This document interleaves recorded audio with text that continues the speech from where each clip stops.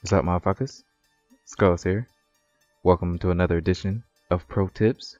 Today, we're going to be talking about the best video game recording software on PC. We'll talk about the console shit some other time, but on PC, Bandicam is by far the best. I cannot tell you again how many video game recording softwares I've been trying since I got this PC. And for some fucking reason, even with Shadowplay for NVIDIA users is pretty cool. It's good if you want gameplay, for like commentaries. But I had a problem with it when I record more than 20 minutes, where it'll start speeding up, slowing down, like the whole video gets fucked up. So Shadowplay is still in beta, so I wouldn't really recommend you use that unless you really just want to see your frames, but you don't want to record. But if you really want to record, for those serious people, Bandicam is your choice. Fuck Fraps, fuck Movavi, fuck D3D Gear, and definitely fuck DxTory. A lot of motherfuckers use DxTory, but DxTory is total shit. It is a pain in the ass getting that shit to work, and it's a pain in the ass for it to actually record the frames that you want it to record.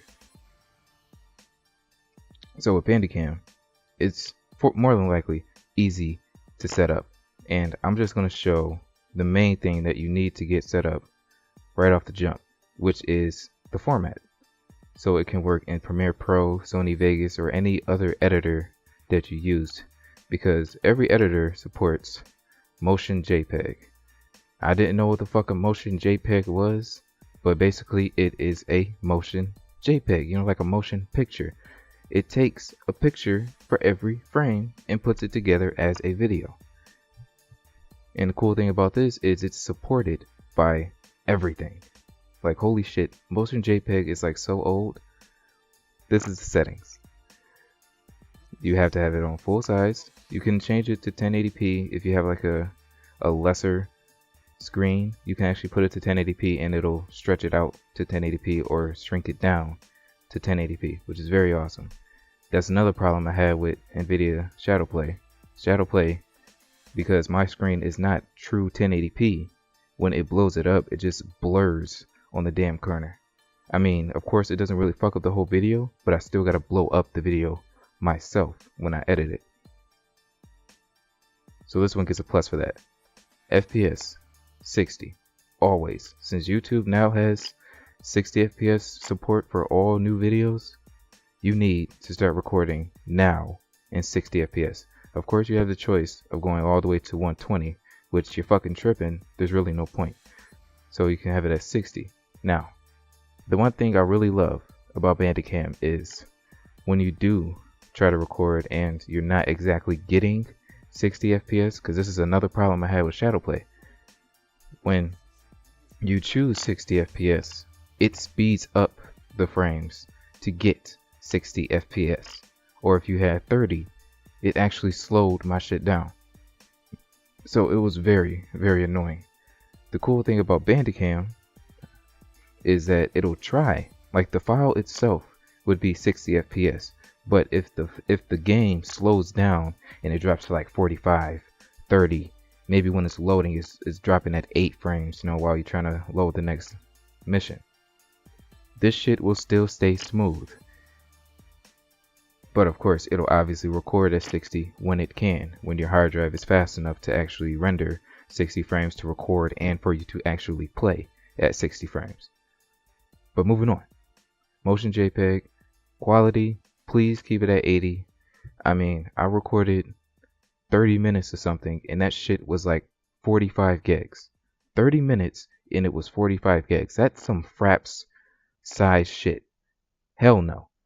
And it'd be like 200 kilobits a second.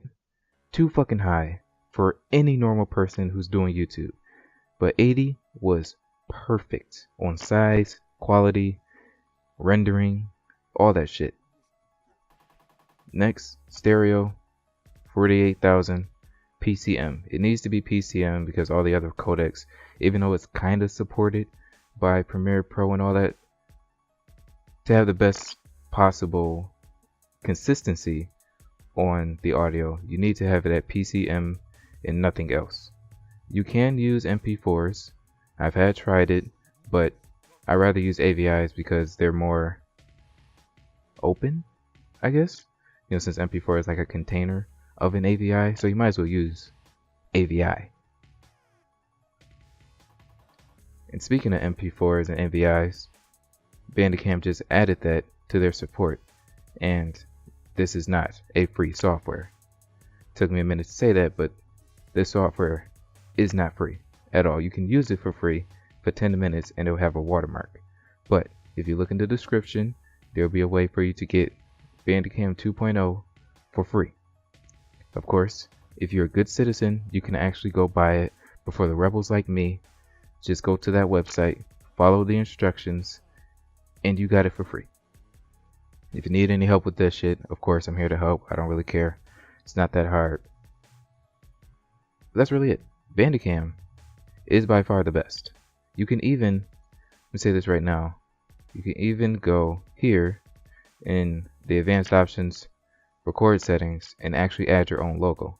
I had mine here, but it's not here right now, which is a very awesome addition if you do walkthroughs and shit where you don't have to do it yourself in the editing software. It'll do it automatically for you. It's fucking raw. But anyways, motherfuckers, that's pretty much it. Bandicam